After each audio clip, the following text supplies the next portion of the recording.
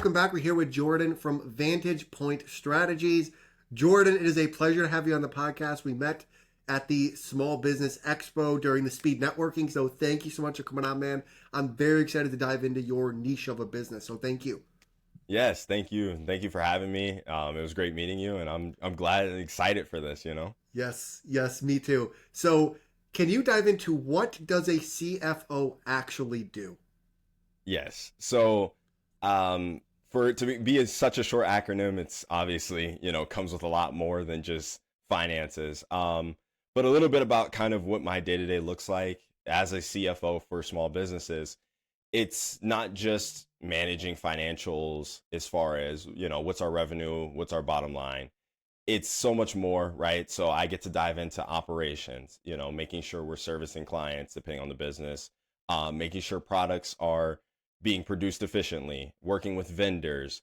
So I get to kind of touch a bunch of points as a CFO. And ultimately, what I do is take the vision of an owner um, or their team as a whole. I take that vision and just expand upon it, right? And make sure that financially it's able to happen.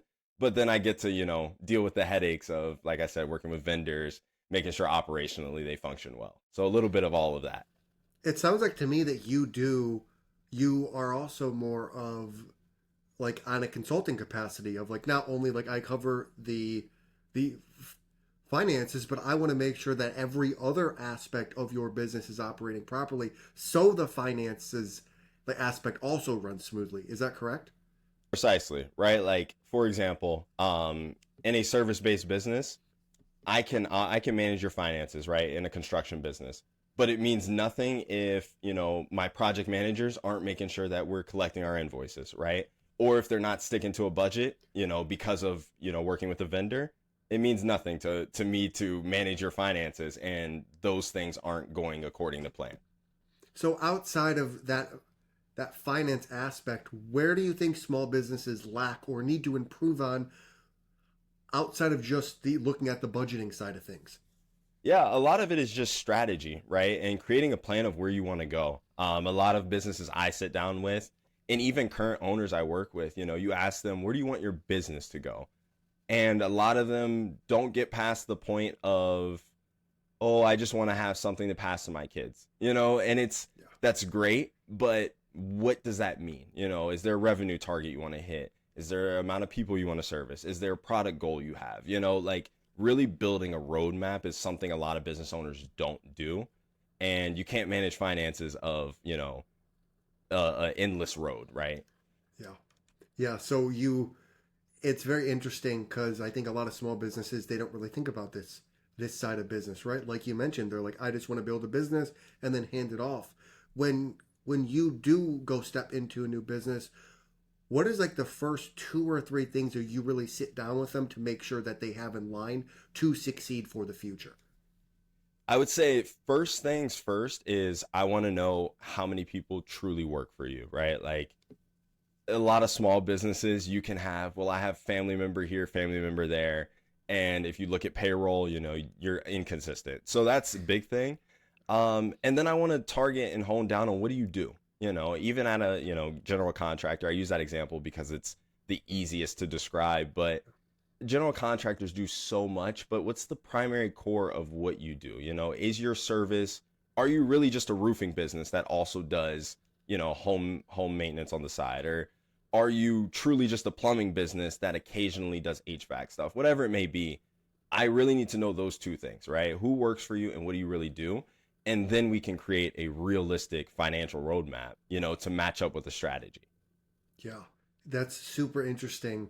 So you're kind of like on the back end, kind of laying out the strategy, and then the small business acts as like the operator where they're doing like the day to day work, the invoicing, the, like the scheduling, the hiring, and you're more just kind of like on the background of like, let's build this vision. Here's what we need to go to make that happen. Exactly. Yeah. Exactly. And still being involved in those decisions, right? Even on a hiring capacity, right? Because it does impact finances. Yes. Yes.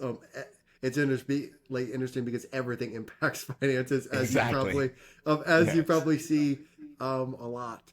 And Yes. what are some things that you think impact finances that small businesses don't think of? Definitely headcount, I think is the biggest thing. They from what I've seen personally with these small businesses, a lot of them don't realize this is something you're consistently responsible for.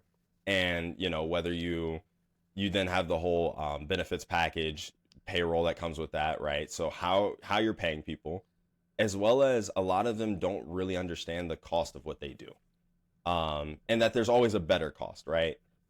For example, again, contractors is just easy to talk about, but working with certain vendors is not beneficial at all. They're overcharging you and they know they're overcharging you. Even on the product side, right? Working with food and beverage companies, so cafes and stuff. I recently got in that space, and a lot of them don't realize you can actually not pay as much as you do. You just got to do a little more research, right? And you have to kind of have the legwork, which is hiring someone like myself. I'm willing to do that legwork, right? Because we have a goal that we set together. There's a financial steps that go with that, and I will help you get there. So those, I would say, are the big things, is definitely payroll and cost of what you really sell. Very interesting. And one thing we've kind of dove into is, can you talk about the difference between hiring a W-2 employee versus a 1099, and what are the benefits of like just both in general? Yeah, I think it's a matter of what you do, right? Obviously, the biggest distinction is you hire a W-2, you're now responsible for their benefits packages. You're responsible for the tax side. 1099, you obviously are handing that off to them, right? Yeah. My recommendation is, what is their role in the company? How much are they worth to you? Because essentially when you're handing off those processes to someone, you kind of declared their value, right? I hate to be that guy, but you kind of declared what they are to your purpose. So for business owners, I always push for the W-2 side. If you have the revenue to do it, right? You obviously need the revenue, you need the profit to do it. If you don't, that's fine. Do the 1099 side, but don't ask this person to break their back for you, and you're not breaking your back for them, is what I would like to say. Absolutely. And one thing you are huge on is making data-driven decisions. Can you kind of dive more into why you think that's an important aspect to look at? Yes. So I just a slight background is I come from, the corporate realm, right? So I've been at a big bank, the largest custodian bank. I've worked at two, major retail fashion brands in the finance space. We did nothing without data, in both of those industries, you do nothing without data. And I have a target that I have to uphold, right? At my last role, in the corporate space, I was, overseeing a corporate vision. I can't make decisions on where we go without the data behind it, right? And so with small businesses especially, I refuse to just make a emotional decision, right? Or a hunch decision. It's like, what are the numbers saying? Are you really making that much money? Yes, your revenue is great, but your margin sucks. Well, then you're making no money. Effectively you made nothing. So that's why we're so big at VPS about doing that. And was there anything when you were working in the corporate world, especially at a bank, that you took from there? I mean, you explained one, of your lessons, but was there like anything else like that you really took from the corporate world and said, okay, like I'm going to now use that like to run my own small business? Ironically, I think the things you take most from coming from corporate are the people skills. Okay, interesting. And especially myself, right? You're going from, in the corporate role, you're at an associate level, right? Just with my age. And then now you're moving to, I'm working with, $20 million construction company as an executive, right? So you don't tend to realize that you picked up so many lessons from your higher ups, right? And working so closely with them at, a bank, I'm working with head of divisions for the entire global bank. In the retail space, I worked with the CFO, the CEO, the COO of the brand. And you realize you pick up little skills from them on how to manage people and how to manage expectations, even of people who own the business per se, right?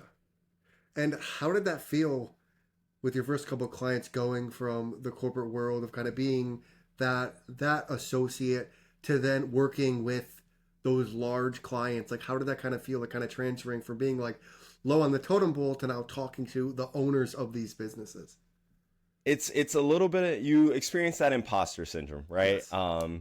You kind of forget that you are skilled at what you do and realize that okay, maybe I'm not capable, right? It's kind of my first thought. And then I'm having these conversations and I'm watching someone across the table be like, okay, this makes sense. Now we've never thought of that, or we actually never have tried that before. And then you're like, oh, okay, I did learn everything I was supposed to learn, right? I did pick up the right lessons on how to communicate effective value, right?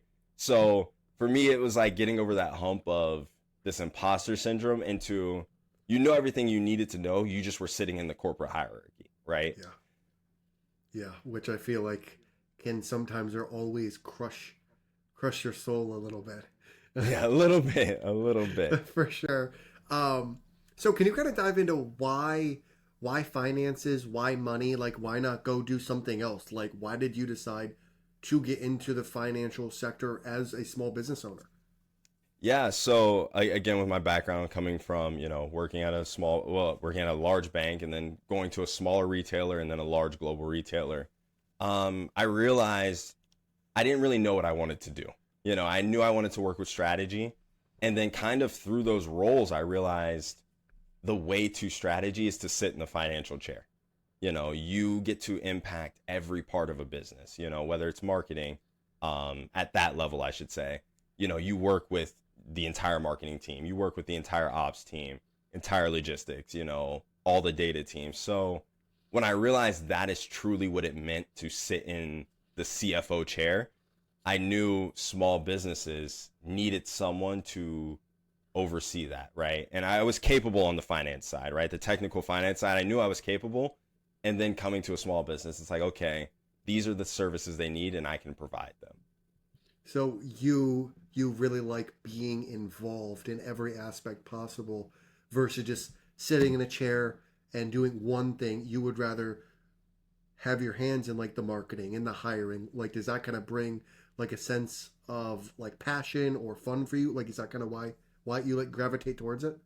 Yeah, I think it comes from I'm just a very helpful person instinctually, and I like bearing the weight of things that other people don't want to do. That's something that for me I get joy out of, and sitting in this seat I get to do that, right? And even when I don't control the decisions, it's like, hey, you want to do this? I got you. I'll go find, an extra amount of money for this month so that we can get this done. And, coming from corporate, that was my role in my last job. And then being able to do that now on a smaller scale and seeing like, yo, this impacts someone's life and their livelihood. It's just a beautiful thing. And you wanting to help people and impact people, is this something that you've always had growing up as a kid? Is this something that you kind of learned from your parents? Like, where did this desire to want to be that resource for people, to want to impact people's life come from for you? Yeah, it's funny. I was at dinner with my parents couple months ago. We were on a trip and we talked about this, and I know it comes from my childhood because one thing they did, and it was in a habit and then it became a lifestyle for me, is when we go to restaurants and stuff, normally you finish your food and then you pay your check, you leave, right? One thing we would always do is stack our plates, put our forks to the side, stack our cups for the server, right? And it's like this person was here to serve us something that we paid for. We were paying their tip, right? But flipping that mindset of I'm always here to serve, and then as I've gotten older, it just became life, of like, Yeah. I'm not here to get what I can out of you. It's like I'm here to serve as much as I can. And then in my faith, believing in Jesus Christ, it's like that was his whole mission. That is the mission of everything. So it just kind of sprawled from those little moments as a child. And now, years later, it's like that's where it comes from. I'm glad that you brought that up because that's my next question. How has believing in Jesus and having that faith in him allowed you to push through and make it through the bad times of life? It's everything, right? I look at my life and I didn't have the traditional route as far as where people from where I am grow up. We are in a very privileged area, I'd say, and a lot of opportunities are open to us. And for me, I kind of took the difficult path to get where I am. And that meant, moving across the country to go to school, moving again for jobs, just moving around for the next opportunity. And I think people idolize that, but what it comes with is not knowing. And so my own faith is, if I believe there's a path, right, and I know the path is given to me, I may not be able to see in front of me, but he is the light at my feet, right? So I kind of walk through those dark moments, right? Those tough times of remembering, in scripture, he is the light at my feet. So then my steps are always illuminated. I always know where I'm going as long as I'm going with him. So that's kind of how I've gotten through those moments. So it gives you this sense of trust or this sense of belief that everything's going to be okay, even if it doesn't feel like it or even if it doesn't look like it, you know that everything's going to be okay. Exactly. It's a temporary moment of just inconvenience, right? Like everything ultimately, all of this we're not going to go to the grave with, right? You and me, we built these platforms and it's like this ends at some point. So really it's what do I have to trust in? And it's him, because that's all I have at the end of all of this. So yeah. And what does trusting in Jesus actually look like for you? Like, what does that mean when you say, I trust in Jesus Christ? Like, what does that actually mean for you? Yeah, for me, I guess on a practical day-to-day level, right? It's you look at the big decisions of my life. Again, I could have gone to college anywhere. And I chose to move to, a new state. I went to FIU. For anybody, that's in South Florida. I'm from Ohio. So I had no one down there. Like that is a trust act of, hey, this is where I'm called to go. I don't know why. I don't know how, but I'm going to do it, and then even moving to New York to work, I don't have anybody up there. I'm all on my own, but I got to figure it out, so that is to me what trust is. It's being able to take that blind jump and knowing you're going to land on your feet, and you may fall, but you're going to get back up, right? Like you didn't fall for the final time is the way I look at it. So yeah. Great answer. I love it. I have two more questions for you, Jordan. If you could have dinner with two people, one person from the past and one person from the present, who would it be and why? That's tough. That's very tough. From the past, I think one person, and again, this is probably my banking experience, right? I definitely, something I've become curious of in the whole finance realm is like Alexander Hamilton, right? Founding BNY Mellon and working there. It's such an institution that's just ingrained into not only American history, but world history. And it stood the test of time. And I kind of want to know, was that the strategic vision? Was that supposed to happen? And kind of just all the decisions they make as a bank today. I'd love to know how he feels on that, whatever. And then from the present, I don't know. From the present, I think there's a multitude of experts you could sit with. But I think anybody kind of who's held this like presidency seat, or just a world leader as a whole, no matter what side of the aisle they're on, I'd love to know what comes with that job. The internals of what that looks like, right? Because you never get to see what do they go to bed with. And that's something that's always interested me. How are you, quote unquote, the most powerful person in the world and you go to sleep every night? I'm sure you feel it as a small business owner. There's some nights I can't sleep because I'm thinking about something and I don't nearly have that many people counting on me. So those are probably the two people I'd want to meet.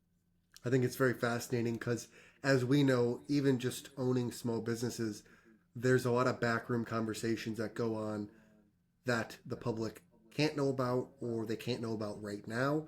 So I think people at that level, the amount of backroom conversations, good and bad, that go on have to be very fascinating. And I think there's a lot of stuff that we don't know on the public level, again, good and bad, that some stuff we probably shouldn't know about, like Area 51. Yeah, exactly.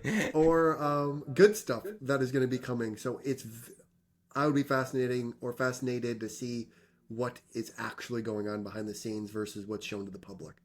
Right. And what defines that decision? Even coming from a big corporation, I look at like there was conversations I was privy to that people who made significantly more than me were never privy to until it was time to find out. And it's like, why? Like, why was that the conversation that happened? Absolutely, man. I have one more question for you. Of course. Why did you decide to partner with us and offer the discounts?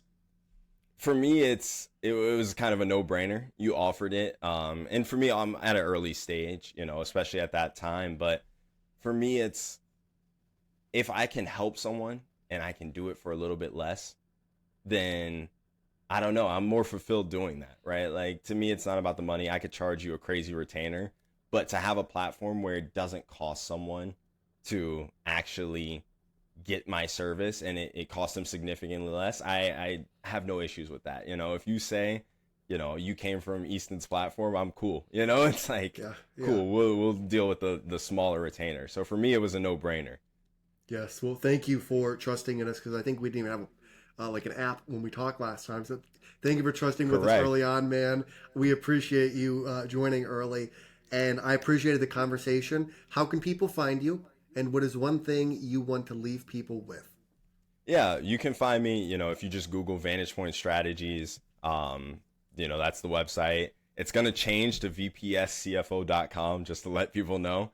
And then on socials, Vantage Point Strategies, you can find me. You can find my name, Jordan Wilkerson, on there. And then I guess one thing to leave people with is just love one another. I feel like it's such a cliche thing, but love in everything you do, even in running a small business to business owners, love the clients you serve. I love all my clients. I try and lead with that. And if you lead with love, then nothing really bad can ever happen, right? So, I think you do. I think you give a good energy. I think you get good vibes if it's over this podcast or in person when we met. I think you give very good approachable vibes. So I think you are doing just that. I agree. I think we need more love. I think we need more positivity. I think we need more people leading with strong values. So I just wanted to say, Jordan, again, thank you for coming on the podcast. I appreciate you. If you could stay in the room after and then we can talk after. I think it was a great conversation. I think people will learn a lot from just diving into your niche and into your business. So again, man, thank you so much for coming on. yes, I appreciate you so much and the platform that you're building. I'm excited to see where it goes, but I appreciate you. Yeah. Thanks, man.